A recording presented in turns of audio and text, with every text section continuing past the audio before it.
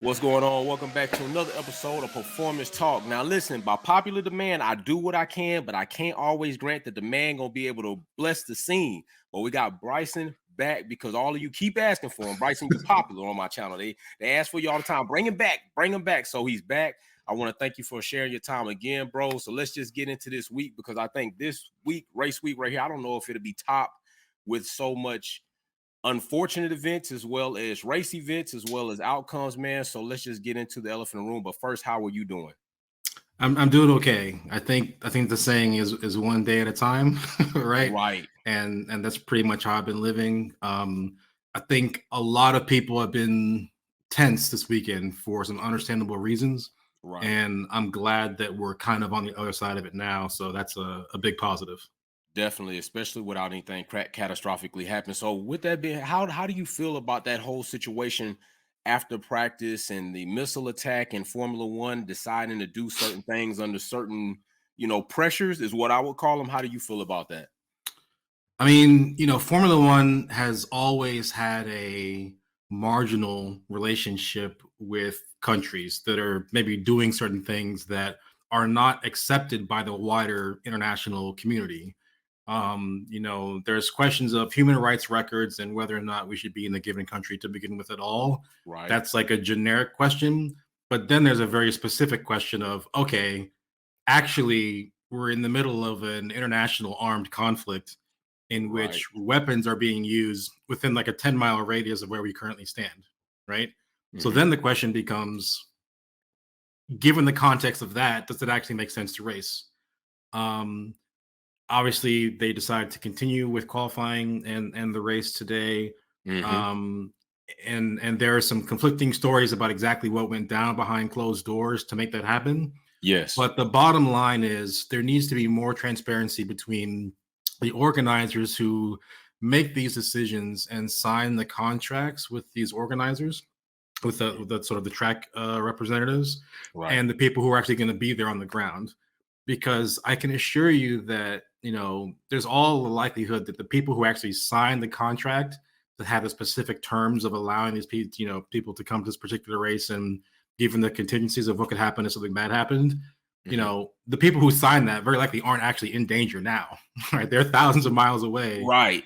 sipping a latte, thinking, "Oh, look, I've made $10,000 today or something." Right. I think that given the human capital involved and given the high stakes involved, um, Formula One just needs to do a better job of Mhm. considering the options that it's taking. And if I mean that may mean new leadership, it may not. I don't know. Okay. But the situation that unfolded this weekend was really not satisfactory. Okay. So you're on the not satisfactory side as well as I am.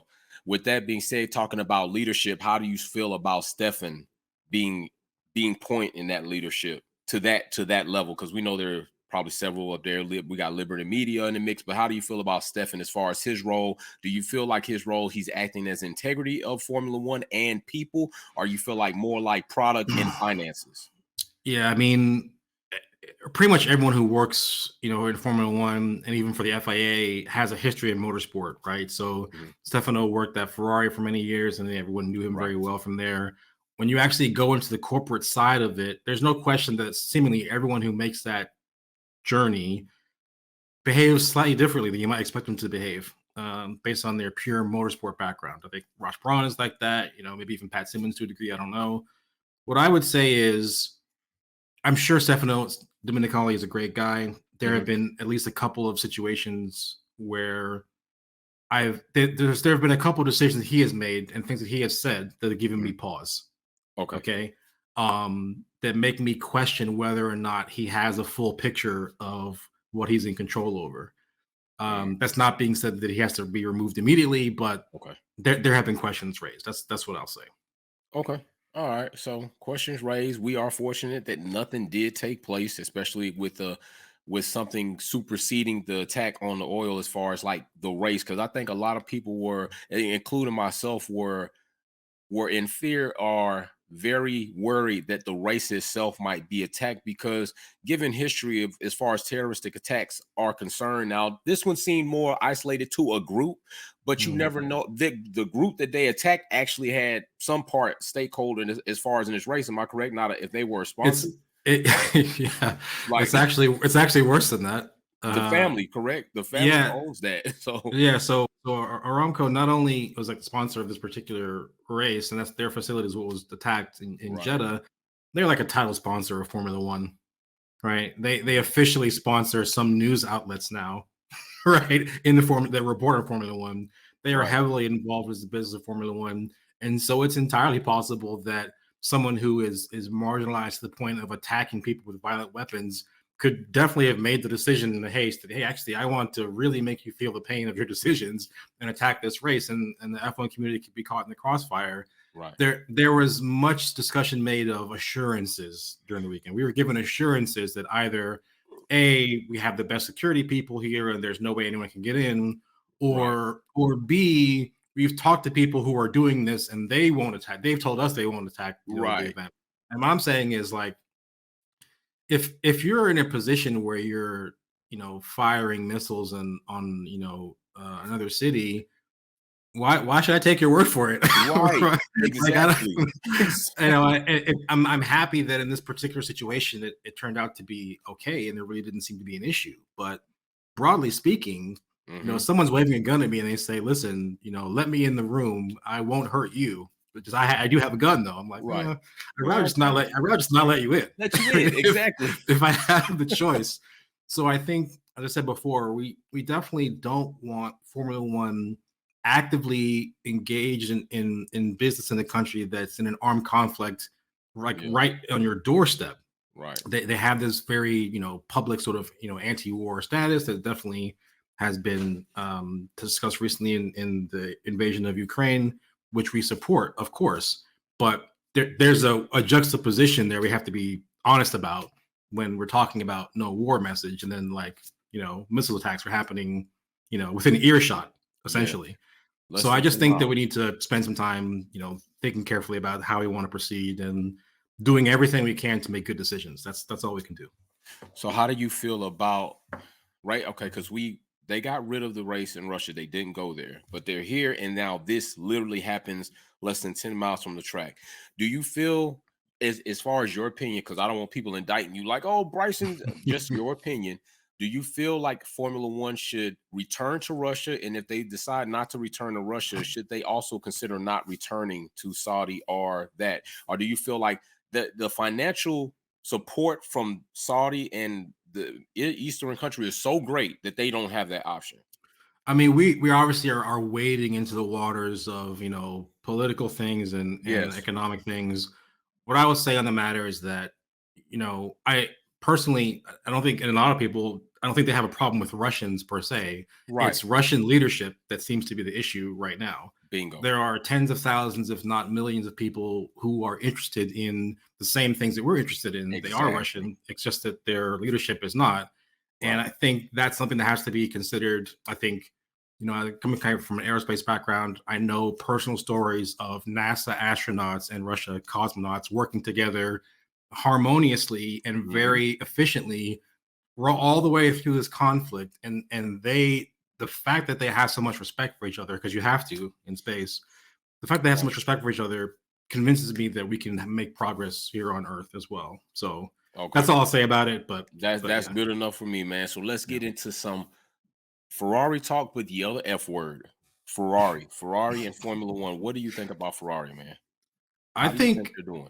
I think Ferrari's doing extremely well. So I have on record, I think it was in November of 2021, where I sort of claimed Ferrari as my dark horse as being the team to look out for the most in 2022, not only because a new aero regulation gives them the opportunity to divorce themselves of an outdated aero concept. Mm-hmm. They can literally reinvent their entire car that's not carried over from the previous car. It gave them a lot of flexibility that they, weren't necessarily beholden to other designs like they were in the past. Okay. That's the one good thing. But if you remember last year, starting in, it may have been Sochi or it may have been another race, but there was an ERS upgrade that Ferrari did where they brought forward their 2022 ERS system and the 800-volt battery and all these kind of cool behind the scenes thing on the electrical side of their engine.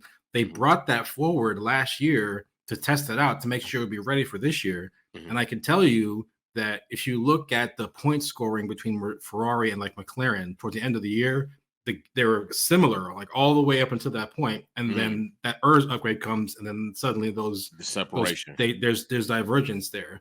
So we have realistic evidence that package is extremely strong. That electrical system is part of the current car.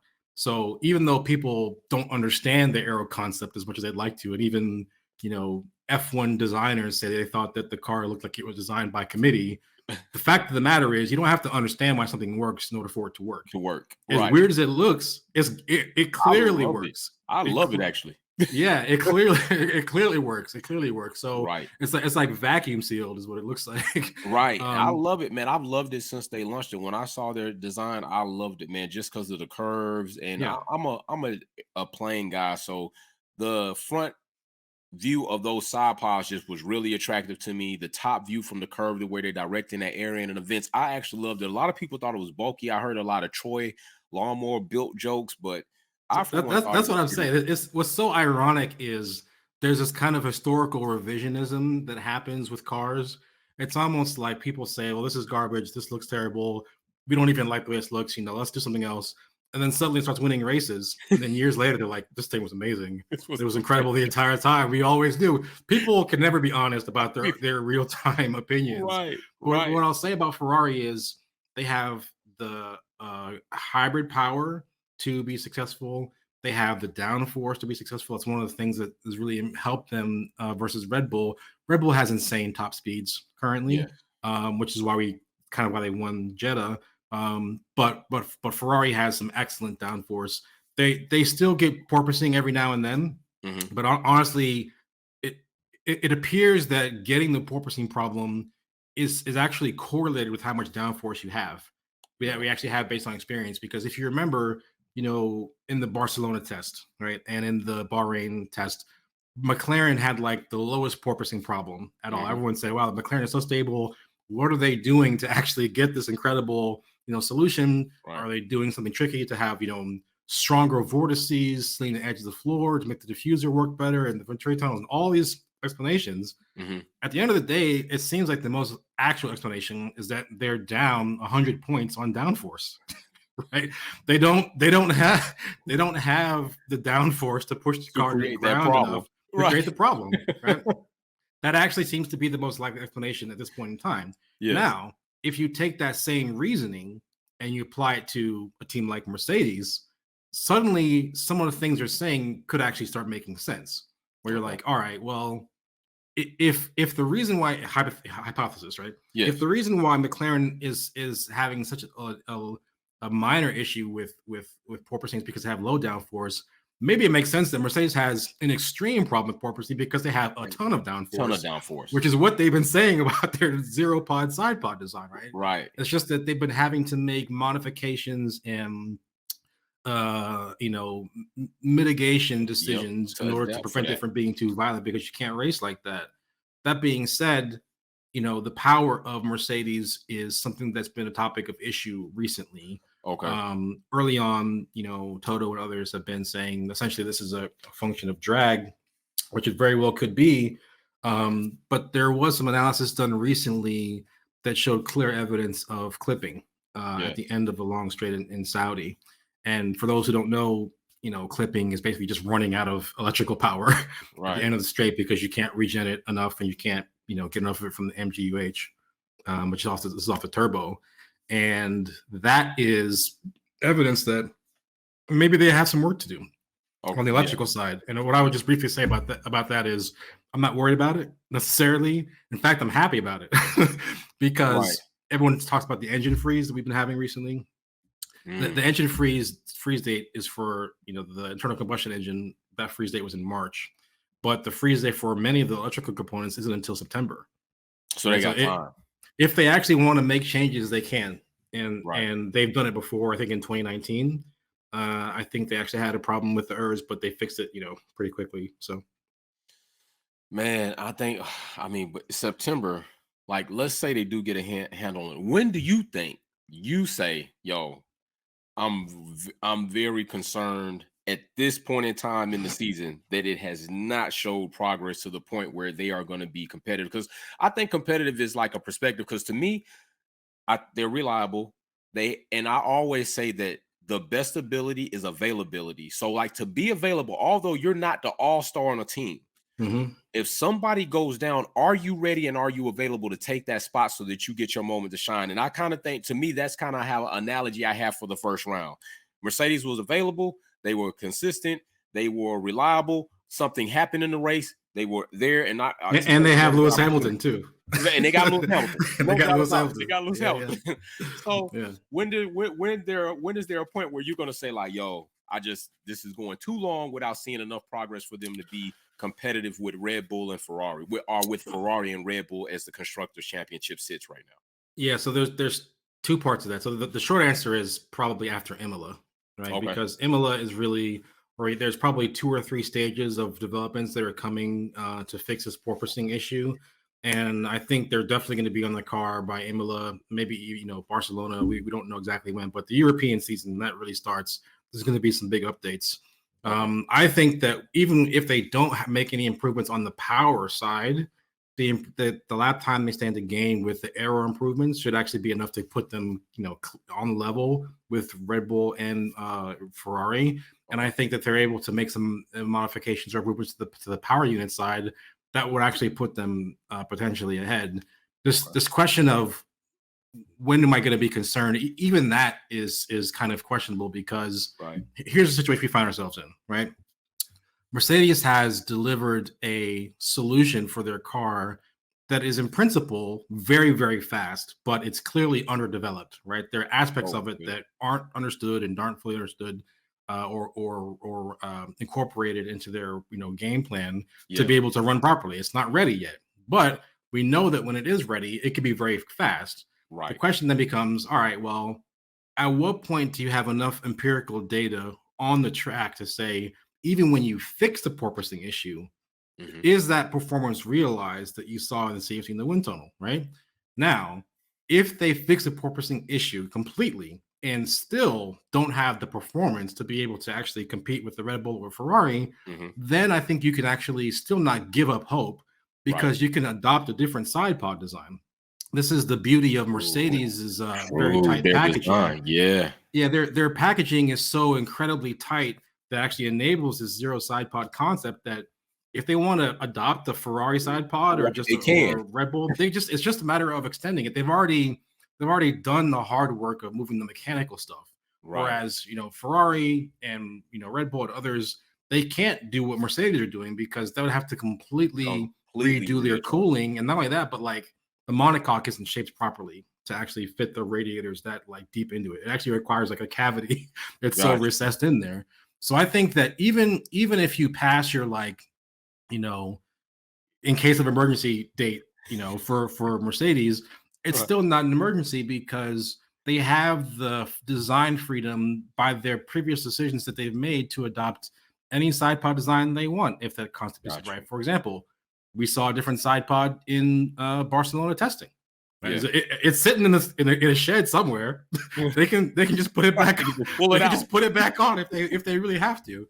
And not Right. only that, but they can do development work for other side pod concepts that's probably happening right now in Yeah. conjunction with trying to fix the current one. I think the thing is, they really think that this is the one, that this is the solution. It just takes time to really figure out on track if it's the right answer. And I feel the same way. I feel like Mercedes' history of adaptation, of overcoming challenges and obstacles, has given me enough evidence and truth to be like, I'm not concerned. And Yeah. I also felt the same way you felt. Like, I don't think people are like blowing it out of the water for say. I think maybe they don't fully or clearly look at the picture. Like, you can have too much of a good thing, and too much of a good thing may have results, not good results, right? So too much downforce in this situation, like you said, is not necessarily what they need. Although it's great to have it, you can have too much of it. But also, like you said, their whole adaptability with their side pod design, which is, I was trying to explain that to somebody else, and they were saying that no, that's not the case, but it is the case. In this situation, having less it's better. Sometimes you say cut more so you can always go down, but you can't go up. But in this situation, having less gives them more ability to adapt and go wider. They can always go wider. But for other teams to try to slim down as much as Mercedes has, is not it's not valid. You can't do it that easily. It's not and something that's that why I you think change. I was gonna say, yeah, I agree with you 100%, and I think that's why it makes sense to take the time, bear the temporary pain to try to make this concept work, because the gains that it could give you, not only are they like in magnitude big gains, but Yeah, even more like, attractive from a competitive point of view. It's actually something that your rivals might not be able to replicate, right? So if you good can point. make lap time in a way that other people can copy, net that might not really help you over the course of an entire season. But Right. if you can generate lap time in a way that they can't copy for an entire year, That's that's detrimental. valuable enough to chase, is how I Right. would put it. So, like I said, I know that there's a lot of doom and gloom about Mercedes, but I think people, not necessarily people who are new to the sport, but even people who've been here and haven't really been paying attention. I mentioned revisionism in the past. This is kind of happening with Mercedes as well. I think people overestimate the pure ability for Mercedes to create the most dominant car and run away with the championship. They overestimate that ability. And I think they underestimate the tenacity of the team Okay. and the resourcefulness and the ability to work with what they have.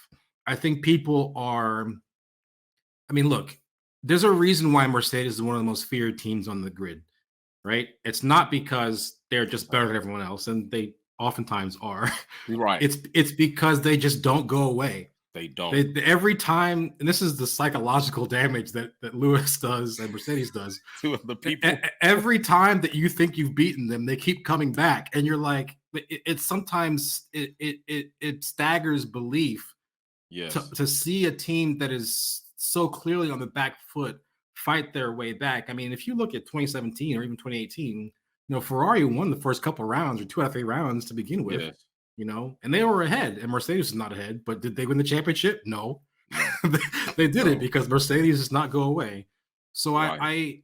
if I could say one thing to Mercedes fans and certainly Lewis fans who may be despairing because of how much trouble the team seems to be in, Mhm. you just can't count them out ever.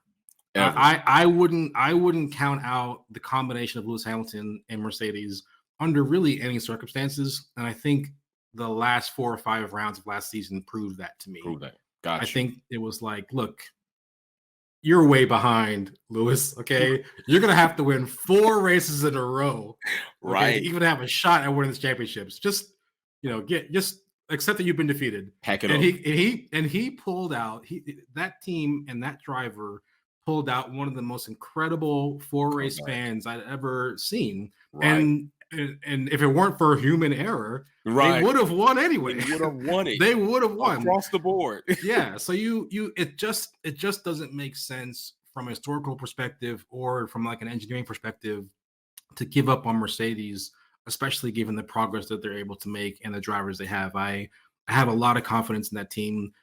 Red Bull and Ferrari won't be standing still. I'm not saying they will be, but I think there's more to give. Really. Right. I do believe that too, bro. I believe that fully. And I just think I'm on the perspective of I'm just waiting to be wild of seeing it. Like I just love seeing the fact, I mean, to get in the garage, the commitment and the communication between Lewis and engineers and even Toto and just everybody just pulling together. I love it. Even if, let's just say hypothetically, like it doesn't ever come this season. I know it's still coming eventually. It's never not coming. It's just the point of when is it gonna be here, is my take on it. So I think it's cool, and while doing so, I still am also enjoying the fact of the developments in the sport, and I think people are losing some sight of that. Like we still have other teams that are developing. We still have a totally new car. Teams are still adjusting. I think there's still something to take from that and watch from that in the sport. Not just the fact that Mercedes is not doing well right now, and you just don't care about everything else, but there's a load of things going on that you can still take part in. Believe me, I know it. I see it a lot, but the fact is, yeah, I was in love with this sport before Lewis even started racing in F1 Gotcha. or Mercedes was even a team. There's definitely parts of it that I love that are sort of independent of that. But what I'll say about it is, you touched on this, was the development slope, and this is a brand new cars. the development slope is like very steep initially, and then it sort of levels out as the regulations are stable and people sort of figure out what the right answers are. This first year of a new regulation is the year in which the first race order of the teams is the least representative of what it will be on the end of the season, precisely because there's so much learning to be done. There are solutions that people will come up with halfway through the year, but they never thought about prior to the season starting. They'll be worth like 4/10, right? And you're gonna and as soon as they figure out what that is, everyone's gonna have to adopt it. And if you don't do it in the right order, suddenly your ranking in the development and the championship actually changes. This is why we have to think about teams like Haas. Right? Haas had a huge advantage in terms of wind tunnel time, CFD. They completely sacrificed their 2021 car, to focus on 2022, and their car is good, right? It's legit, it's good. It is. Mick Schumacher's car is in pieces right now, but it's still good. Okay. Still good. And the thing about it is that team does not have the resources to continue to develop and continue to iterate through designs and develop the car like the big teams do. Right. So yes, they are like the top of the midfield right now without Alfa Romeo, give or take. Right. But they're going to have to keep their eyes open because everyone's going to be coming for them. Right. And if they can't develop, we always say in Formula One, standing still is going backwards. So if they're not working on improved designs, then they're going to be at the back by the end of the season. Real soon. Exactly. So with that being at the back, let's hop over to Red Bull and AlphaTauri. Like, how do you feel about these retirements that they've had not one round, but 2 rounds of retirements of cars, whether it be in the Red Bull side of the garage or the AlphaTauri side of the garage? Red Bull as a whole has had these retirements. How do you feel about that? What's your take on that? Much has been made about Red Bull powertrains and their ability to produce a viable power unit. People need to remember that these engines that are in the AlphaTauri and Red Bull are Red Bull engines in name only. All right. Honda has agreed with a deal to design, manufacture, and service these engines up until the conclusion of the 2025 season. That's why I was about to say 2025. Yeah, and the engines are rebranded Red Bull powertrains for Red Bull's own reasons, but they're really Honda's engines. Yes. I think people look at the regulation set for this year and say, this is a huge aero change, ground effect floors, there's wheels are bigger and all these different things. But I think they're underestimating how significant the engine changes are. Okay. And they're not just engine changes to account for the E10 fuel that we're using, which is part of it, but that's one thing. It's the fear of this engine freeze coming, right? Teams have been made aware of this engine freeze coming, and it's on its way. And once it's there, you can't change anything. Right. The fear of that ominous looking cloud coming over will force teams to put things in their current engines that are radical, that are developmental, and that may not be reliable. That's not really a problem because you can fix issues that are reliability issues, during the engine freeze. That's kind of part of it. But I think people want to get the absolute maximum power they can get right now, regardless of whether or not it's reliable.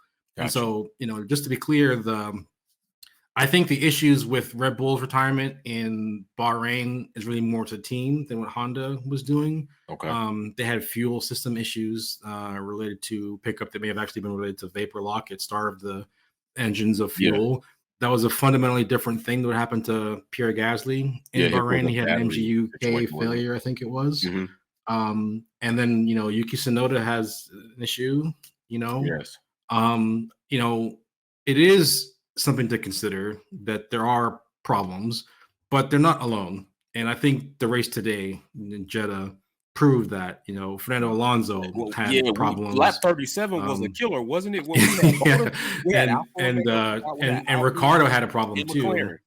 And just to be clear, those both seem to be not pure failures from a mechanical perspective. They actually seem to be based on overheating. Yes, because a lot of engines, when they go into, let's say, cool the car, it needed cooling or something like that. A lot of engines are designed to sort of prevent themselves from self-destructing if they find themselves in an operational place where they'll do damage to them because of temperatures. They'll automatically shut down. And if it happens in the middle of a race, then, I So mean, be it. what's wild is that people aren't understanding all the secondary effects of these regulation changes, because 100% the new rules are better for racing. I've seen enough data now to know they can definitely follow better. Okay. No question. Yeah, definitely. But the fact that you can follow better means you're going to spend more laps behind the car in front of you. All the hot air coming off the exhaust, you're going to be behind it longer. Right. So your calculations for what kind of cooling margin you need for thermal management actually might be wrong, because you're going to spend more time behind the car because you can race them better. Right. So there's all these secondary and tertiary effects that I think are catching people out. Being in the Middle East and hot temperatures isn't helping. Man, for real. Thermal. I'm not saying it's bad to be there. You want to race there. He's not dissing on the country. He's just saying the climate itself. I know people who are marshals in places, and they people who are born to live there and they love Formula One. I just mean that the temperatures are high, and that could be an issue for thermal management. And I think you were exactly correct about that. And we moved into talking about, since we're in power units, there's a lot of craze, a lot of rave, a lot of clamor going on about Mercedes power units compared to Ferrari's power units. I don't want to say versus. I mean, they're competing on the track, but I just want to give it more of a comparison to be objective. And it does seem like, based off what we're seeing on the grid and the finishes, that people that are running Mercedes power units are on the bottom side of that grid versus Ferrari power units. Now, my standpoint when I've run into this conversation or this debate, whichever they choose to take, is that I'm not sure if it's totally attributed to the power unit or the independent development of individual teams' cars. Mm-hmm. So your take on that is the statesman here. Look, I try to be as data driven as I can be, True. whenever I can. And what you're saying is completely correct in that it could just be that the nature of the Mercedes power unit and the way that the cooling requirements are, and the compromises that teams have had to make to hit those cooling requirements, have put them in a position where their car is draggy or it's slow and something is happening where they're just not producing the lap time, or producing the top speed even that you expect to see. The reason why I think that argument is harder to make now than it was before was precisely because of looking at the speed traces from Jeddah.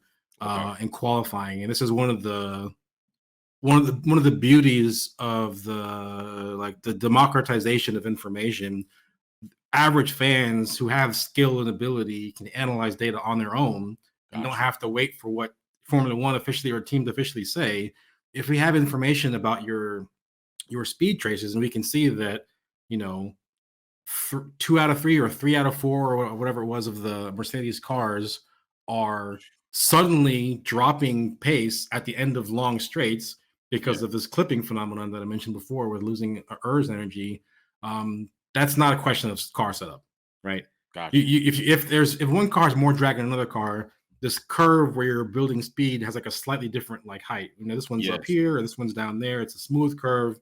The parameter changes. Right. When all of those cars get to the same point in the track, and then suddenly there's a drop in acceleration at the same point, you're like, well, that seems to be a clear. That's a correlation. Yeah. That seems to be a clear-cut issue. And again, I've tried my best to ask official sources about it in whatever capacity that I can see. People who might actually have access to official data, and they suggest that the analysis that we have is probably correct, is potentially correct. It's not grossly wrong versus what some official sources might be saying. And so I definitely think that it's something to consider. It's something that people have tried to avoid. And so we don't want to talk about having not power because this is an engine freeze. We can't be down on power. This is going to be Ferrari 2020. We can't do that. Right. The light at the end of the tunnel, I would say, is if it's a clipping issue, it's a hybrid issue. That is something that can definitely be fixed, because this engine freeze that we're talking about isn't a freeze on everything at one time. There's different components to the engine, right? ICE, internal combustion engine, turbochargers, exhausts, energy stores, MGUK, MGUH, there's so many different parts. This is why these modern power units are so complicated. There's so many parts of them. You actually get different allowances for how many parts can fail at a given time. And you also have different freeze by dates for the different things. And so the important bit of this is every part of the power unit has to be frozen by like March 1st, whatever it was, when the start of the season was, except for the MGUK, which is the MGU kinetic, which basically converts braking energy into electrical energy. The control electronics, which is what switches back and forth from AC to DC in the battery, and going to the MGUK and everything else. And it sends energy in different places. It figures out where energy has to go. And then the energy store, which is just a battery. Gotcha. All of those things can be the subject of targeted developments that can result in improvements in lap time. This is exactly why Ferrari was so strong in the second half of 2021, was precisely because of these ERS upgrades. So even though Mercedes is on the back foot, they definitely could introduce changes to their current system to address a pure power issue prior to the engine being frozen. Not only that, once things are frozen, they could still probably make some changes to the lubricants and the fuels that could actually result in performance. Now, granted, it would have to be under the guise of reliability, but there's nothing stopping you from having a little bit more horsepower with that, on the side if you really want it. Gotcha. The only problem is, as I said before, Mercedes is a step behind. They are contemplating changing. They could be contemplating changing part of the ERS system to catch up to where they think Ferrari and others are, but Ferrari is already there. Yeah, and we know from discussions with people in their team, they have themselves an ERS upgrade planned for this September 1st freeze date. Like right, that was part of the whole reason why they brought it in a year early. Is that not a year early, half a year early. They brought it half a year early because, number one, they could test it from a reliability standpoint and make sure that they know how to run it, they know how to keep it cool and not break or anything. But also, you have an entire year of having the thing in production, which means when you actually get to the full proper freeze date in September 1st, you could actually bring a new engine, a new ERS development right then too, if you want to, right? So I suspect that the power change right now is temporary, but it seems to be real. But that doesn't necessarily determine your future as a Mercedes fan. There's still a lot that can happen. Because this, hey man, so people are questioning their lives right now about this Mercedes. Oh, the existential doubt. Yeah, I've seen people, and like I said before, we've already discussed this. But if there is one, Mercedes has won 8 consecutive championships. Like, they've done it. If there's one team you cannot count out, it's Mercedes. And people will say, listen, Ferrari was dominant in an era, and they lost their way as well. Right. And what I've said in response to that is, with all due respect to Ferrari, Mercedes is not Ferrari. Whatever the circumstances were that led to their individual runs of success, they're very different teams inherently, and there's no reason to assume that the fate of one has to necessarily predict the fate of the other one. Gotcha. So I just don't think that they are necessarily tied in that way in terms of what's going to happen. And as I've said in this podcast and countless others, Lewis Hamilton is the ultimate X factor, right? Even if you can get your car 80% there, 85% there, or even lower, he really is the difference that can make the difference. I think today, we talked about him being knocked out in Q1. He hadn't been knocked out in Q1 on pure pace since like 2009 at like the British Grand Prix or something. And even before that, it happened like twice. Like it just doesn't happen. It's not something that's real. It doesn't happen. And so he was so on the back foot, and yet we saw how his race went, how he progressed. He had a realistic shot of actually finishing like 6th or 5th. Right. I mean, he's crazy. He's crazy. Used tires. And I know there's been a lot of discussion recently about the pit strategy of Mercedes and why they didn't do this, why they didn't do that. Yeah, let's get into that. Let's talk about that, because I think, even me, I was like, Mercedes did just sometimes they miss these pit strategies, but you yourself has sent me something like basically, they told him to pit. Now I'm gonna say this and I'm gonna let you take it. I think when seeing that, I think I know there was a time Lewis was gonna pit. They did pit. didn't see that the safety lane was closed. He pitted and received a penalty for that. So do you think it might have been some part of him when he pulls up, he sees that car, he's thinking like, yo, I know I didn't see it last time. Pit lane is possibly closed. I'm not going for it. Or you think there's just miscommunication and he just kind of saw the car and just say, hey, I ain't even trying it. There's no question in my mind that countless micro things have happened to Lewis in his career that have made him try to be as clean as possible in following the rules. Fact. He did see, and it was Monza 2020, where he had a penalty for that, and he also had a penalty in Austria where he didn't see a yellow flag when both taps went off in Q3. He was penalized for in dramatic fashion. He's been penalized for things, and that can certainly cause a hesitation. A hesitation is all you need. You're doing 200 kph, right? In a confined space. All you need is a hesitation, and you're already gone. Right. Now, what I think actually happened in this case is that there's a rule that if you're going to come into the pit lane, you have to fully commit to coming into the pit lane. You're not allowed to cross that white line that separates where the pit lane starts and where the track is. If you're already on the track and you pass where the beginning of that white line is, and then you cross the white line to go into the pit lane, that'll be a penalty. Yeah. Period. Right. So let me give you the breakdown that I have of what I saw happening. Got you. The team was aware that Ricciardo was kind of semi-obstructing the pit lane. Now, was that Ricciardo or was that Alonso? It was Ricciardo. It was Ricciardo. That's what I thought. Somebody tried to tell me it was Alonso. Alonso happened afterwards. So gotcha. It was Ricciardo, and the team's aware of it, and they gave Lewis the call. And again, I've done my best to track the timing and make sure that the timing that when they say we hear things when they actually did it. But gotcha. They appear to have given Lewis a call to definitely box when he was at the apex of turn 27, which is the last corner. And as I see him coming around the corner and going towards the pit lane, he is directly in line with going into where the pit lane is, which tells me he intended to box.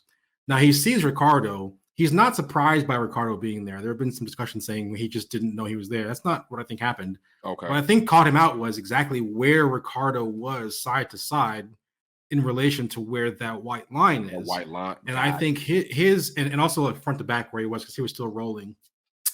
I think Lewis's concern was I can either, if I go past him a safe distance away from him, I will have to cut across that white line. I could get penalized. That's what could happen. Okay. Or if I do go next to him and stay within the white line, I could hurt somebody, especially if there's a marshal there. He doesn't know there's marshals there. He doesn't know if there's somebody there. Okay. Right. So he's saying, he's making a snap decision. And my reading of what I see is he does not feel it's safe enough to pit, and he's concerned about potentially getting a penalty for pitting in the wrong way. So he goes out. And there's someone on the radio saying, him saying, oh, it's too late, saying, oh, maybe he got the call to come in too late. That's not really what I think happened. Yes. There was two calls. One is, box, which I said before came at the apex of turn 27. And I see him responding to that going straight in. He then makes a decision to go out because he can't get in. He continues on, and then there's another call after that saying box. And he's saying, I can't, it's too late. I can't, it's too late.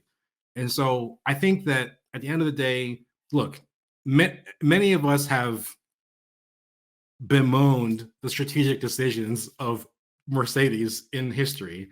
I was personally upset about what they were doing in Abu Dhabi early on. I was convinced months after, weeks after the fact, that actually I agree with what they did. I didn't agree at the time, but I've been convinced. I was in agreement by people who've shown me relevant information about what would happen if he had stayed out or come in and various versions of it. Right. But at the end of the day, I do not believe this is a situation where Mercedes made a pure strategic call. Okay. I think Mercedes was unlucky, and I think Lewis was especially unlucky. And it wasn't even that he was unlucky that there was virtual safety cars and things and whatever. The unluckiness, I think, really comes down to how many meters left and right Ricciardo was on the pit lane entry. If Ricciardo had pulled a little bit more left, there's realistically a chance that Lewis could have got in there. Gotcha. But I think otherwise, I think they did the best they could. And again, for Lewis to have that kind of a drive, that kind of strength of a drive, to me, proves that he's not out of the fight. And he had a chance to keep going what I think is probably one of the most incredible records in sports, which is that Lewis has won at least one race in every season of competition. And I don't think people appreciate like the range of cars that he's driven. He does have a lot of great cars he's driven over the years because he's the best driver. He earned the right to the best people cars. want the best people, right? But he hasn't always had the best cars. And in fact, the last major regulation change, and I mentioned before, when was the last time Lewis Hamilton was knocked out of Q1? 2009. That was the year of a big aero regulation change and mechanical regulation change designed actually to do the same thing that the current regulations are doing. The current regulations seem to be doing it better than those were in my mind, and they were thought out in a different way than the 2009 regulation change was that was set up by the overtaking working group initially in 2007. But what I will say is that there are parallels there that tell me that Lewis still has it in him to win, or say still has it in him to win, not just races, but given the different circumstances of why Mercedes is on the back foot now versus why McLaren was on the back foot then, it tells me that they actually can deliver on the promise. And what I mean by that is, in 2008, Lewis won this incredible last lap fight against Felipe Massa in Brazil. Amazing race, amazing details. But Ferrari and McLaren were engaged in this incredible development war that took so much of their focus to win that battle. They were putting everything into that to try to win the drivers' championship. And essentially, what I think happened was they kind of took their eye off the ball for how big of a change 2009 was going to be. They missed things like a really, really good curve system or the famous double diffuser. All these types of things that could potentially have helped them in 2009. They just missed it. And the car that they produced was just totally uncompetitive right from the word go. And yet that car was still able to win. The thing about Mercedes is that's not what happened with Mercedes. They're actually, believe it or not, on the other side of the spectrum. It's not that they were so focused on the previous year's championship that they missed the trick with the current regulations. It's actually that they went so far into the design space of 2022. They actually were like, uncovering problems that other teams are dealing with as well. But it seems like their specific design is experiencing it the most. Not really objective the most, but definitely a lot. And I think, as I said before, there's plausible reason to believe that the reason why it's happening is actually because the car has a lot of potential, and the porpoising is evidence of it. So I think that there's definitely more to come from Mercedes in the W13. I just think that they just need to be patient is what I would say. Definitely. So let's shift gears and go into Max. All right. Max today was heard voicing complaint about Leclerc's charging light system. He also was voicing complaint about Charles being a little too close under a double yellow flag situation, which I kind of find a little bit hypocritical. So let's go into the first one. What do you think about his complaint as far as Charles's light system for his charging system too? Basically, it flashes when he's trying to reserve energy. So what do you think about that? Do you think it even, matters? Do you think it even matters if his lights are working or not? Look. If you're in the lead or you think you can be in the lead and there is any hint whatsoever that something might disadvantage you, you're just going to say it. This Charles did that. Max did it. Anyone who's in the lead, this safety car is going way too slow. Look, you need to go faster. But you need this safety car. These are We've things. heard that one several times. I mean, I don't think people understand the psychology of a racing driver and understand what it takes to win. Because winning isn't just winning the last lap; it's winning every lap ahead of that. And if you lose like any lap in that chain, you lose the whole race. So the closer you get to the end, especially, the more critical you're going to be of any little thing that could jeopardize that. So I'm not really overly stressed by Max voicing his concerns about Charles's recharge and all that other stuff. And did he gain time under the safety car? I don't care. I think overall that fight was largely fair. I think it was pretty entertaining. It was. What I will say is that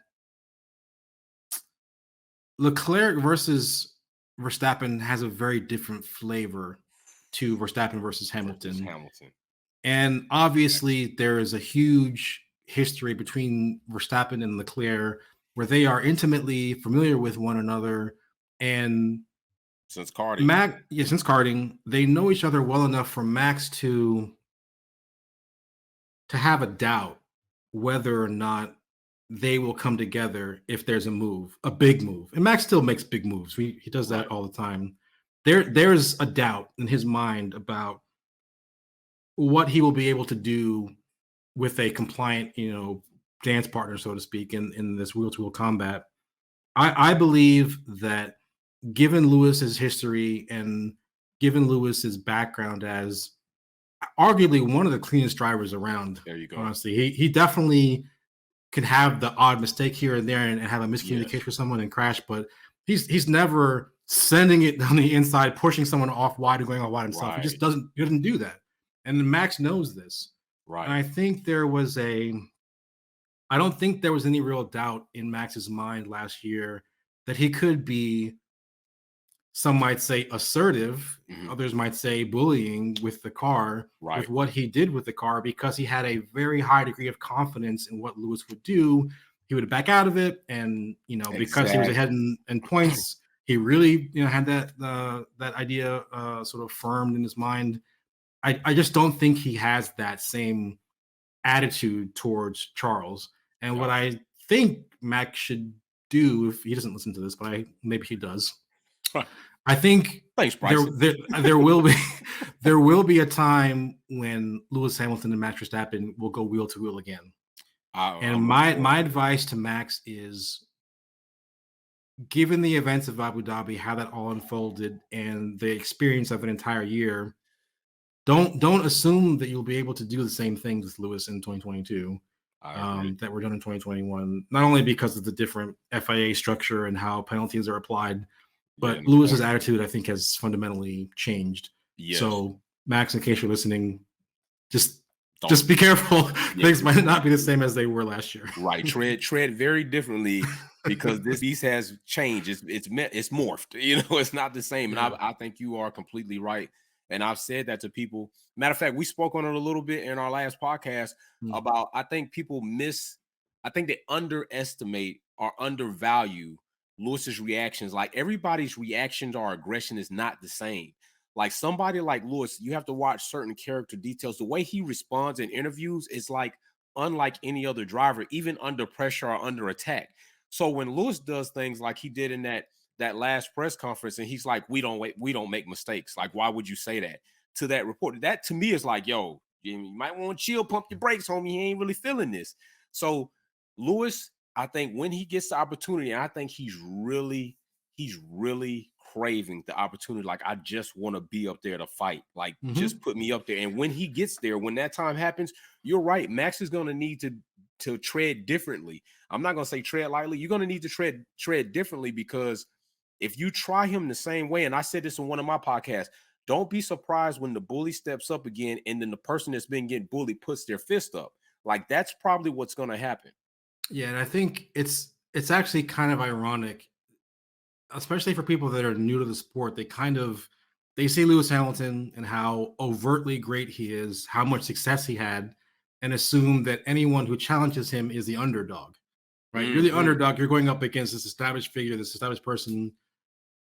The irony of this is, it's actually Lewis that's the underdog. Lewis is actually the underdog in a system that is historically not receptive to him and people that look like him.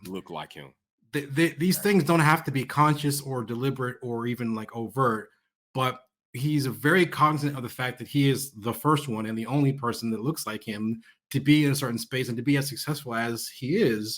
He has been fighting against systems his entire life, karting and team, other karters' families and parents who tell him as a kid he's never going to amount to anything because he's black. I mean, they said that to a 6-year-old kid.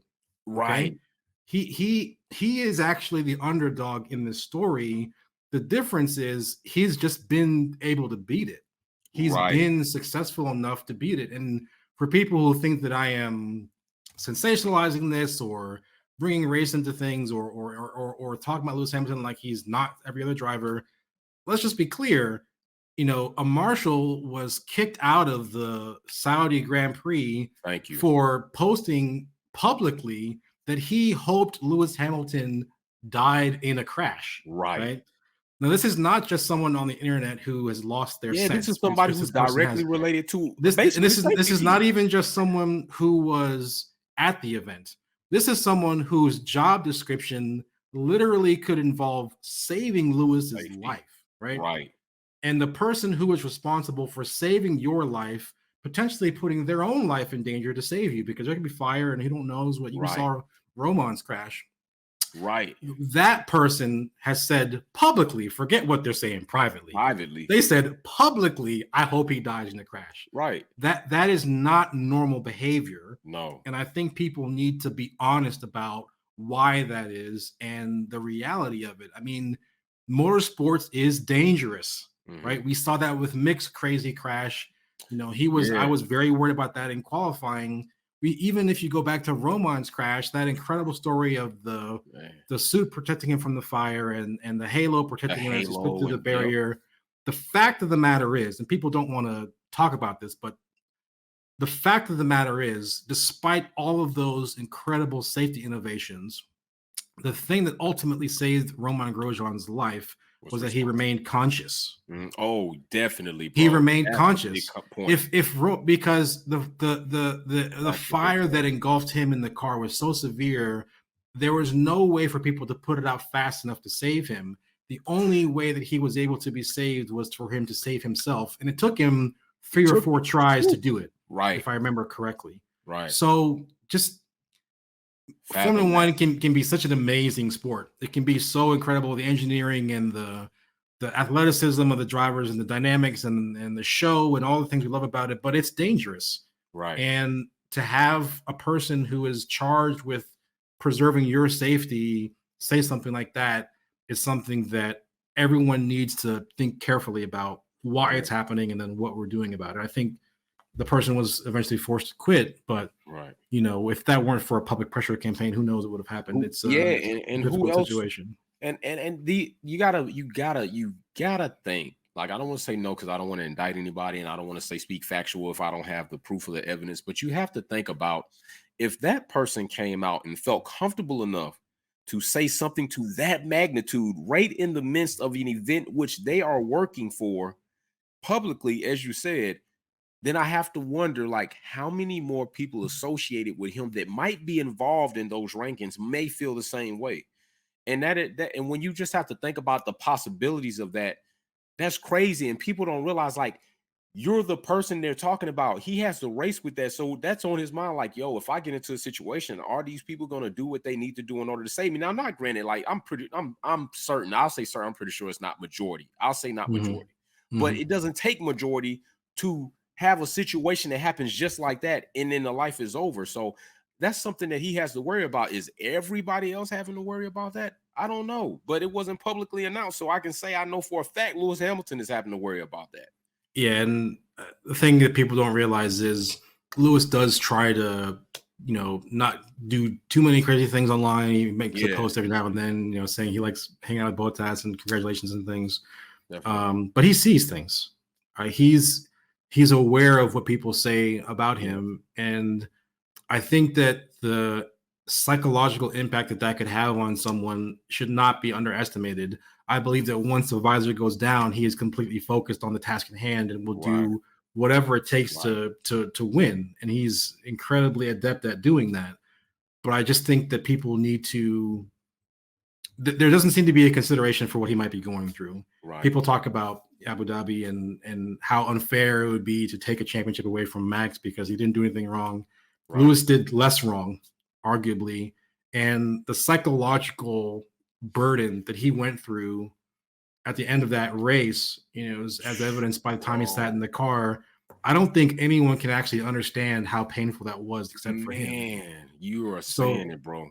I think that it would be awesome if people made a greater effort to be considerate of what Lewis goes through and not think of him as this superstar toy that we can like play around with. I mean, he's a person. Right. You gotta try to think about that stuff. So Yeah, I won't rant too much about that, but those yeah, are my and thoughts. even that, in closing on that, like that was going to be his 8, right? And that would have broke that record. Yeah. But even underneath that layer, there was something else there. Wasn't that was that going to be 5 consecutive? Mhm. He can Yeah. never get that back. He can No, he get can't. he can possibly get an 8, but you can never get 5 consecutive back. You have to go on that run again. And I don't think people think about that. Like he's likely never going to get that back. That's like something that's not going to be done from this point in his career on. If it is, then I'm like, yo, this dude is like, well, who knows? He might be yeah. really pissed. They may have brought Right, he might be a really decade of pissed. dominance on their heads. What I Right. would say is it's not just that the record was broken. It's not just that, Massey's actions and the actions of the stewards took away the possibility of certain statistical things that Lewis Yeah. could do. I think the biggest problem is that they took away the possibility of a normal, well-earned celebration in the moment on the podium, in front of millions of people. Yeah. They took that away, and regardless of what happens after the fact, there's nothing they can do to bring that back. And as I said before, you don't have to bend rules to make it easier for Lewis to do something. Just be fair. Be fair. I mean, if anyone earned the right to a fair race, I think Lewis did.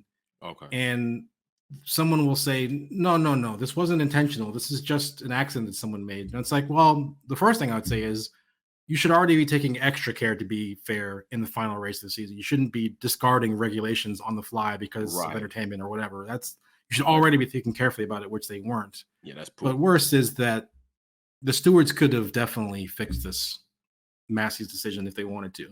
Could have. And I think ultimately they constructed such tenuous, flimsy explanations for what they did. You're doing good. Because they had to. But realistically, I just think they didn't want the heat of actually fixing Massey's mistake.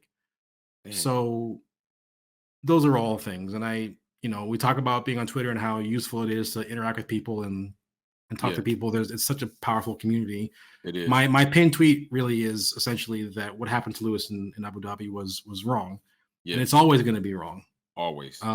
There's nothing that we can do now to address what they did to him. It's just something that happened. So we just try to move on, but we're not forgetting about that. No, never gonna forget about that, man. So as we get ready to wind down, I do have a question for you as far as a change that may take place next year. Now, you definitely will know more in depth about it than me, and that's why we got you here. So as far as the blanket temps, they decreased this season, correct? Yeah, I think they went from 100 something to 70. 70. Okay, so we saw what happened to Lewis when they put him on hards in round 1, right? It was almost catastrophic, right? It was horrible. Yeah. But I've heard that next season they're discussing getting rid of blankets altogether. Yeah. How do you see that affecting the grid? Chaos. I expect chaos, but just to be clear, that change isn't happening in isolation. It's happening in conjunction with compound changes for the tires themselves. You couldn't take a 2021 compound and do no blankets. That would just be like crazy. It wouldn't work at all.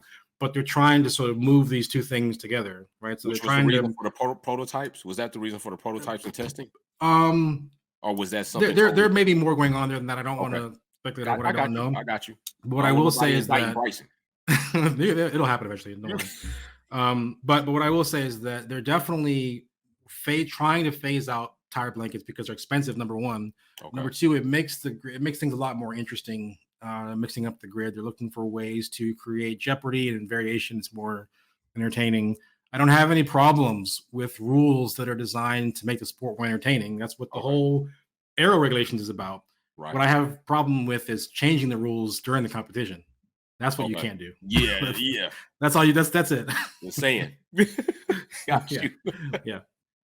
All right, Bryson. So, man, tell these people so they don't always have to beat me up about talking to you. Tell them where they can come and see a lot of your good content, which you offer great content. If they can catch you in spaces, let these people know social media wise where they can connect with Bryson. Yeah, I am on Twitter. My handle is Natural Paradigm. I have been doing some spaces more regularly, primarily because I got that Android update that makes it possible to do. And you know what I'm talking about too. I got an Android update that makes it possible for me to actually have longer spaces. So I will do that. There have been rumblings about podcasts, right? Okay. And I think it just needs to choose the right time and the right way to do it. If a podcast is started, it would be a technical focused one. It would be based almost entirely on tech stuff and then cover details and topical stuff on top of that. But it'd be primarily about exploring technology, because I think that's really what originally drew me to Formula One. I think there are infinite layers of things to reveal about the complexities of these cars, and they're actually more impressive. They're already impressive when you look at them, when you see them work, but they're actually more impressive when you learn more about the details that go into designing them. These engineers are incredibly clever, and I just like learning about that. So, all right, well, there you go. So listen, Spaces is on and popping for him. Possible podcast, so you need to follow him so that when he announces that, you will see that. Also, if Bryson ever announces that, I will post it on every social media page I have, so you all will know, and then my fan base will know, because it's awesome to have a technical aspect, and I believe in supporting good people. And Bryson, you have been awesome, and you are a good person, so man, that makes it like a double good for me, bro. So with that being said, Bryson, I thank you for coming back. I hope we have you back again as this season progresses. Of course, it's your own schedule, because he's a busy man. All right, Bryson ain't got time all the time to kick it with Wolfpack, but I'm very thankful that he has today. So with that being said, I thank you all for coming for another Performance Talk episode, and we will see you again soon. Be blessed, be safe, just build it. Peace. Thanks for tuning in and watching another video here at Wolfpack Performance. Check out some of my other content on Formula One issues, our topics, and our DIY products on how to customize your vehicle. Don't forget to comment, like, share, and subscribe. See you soon.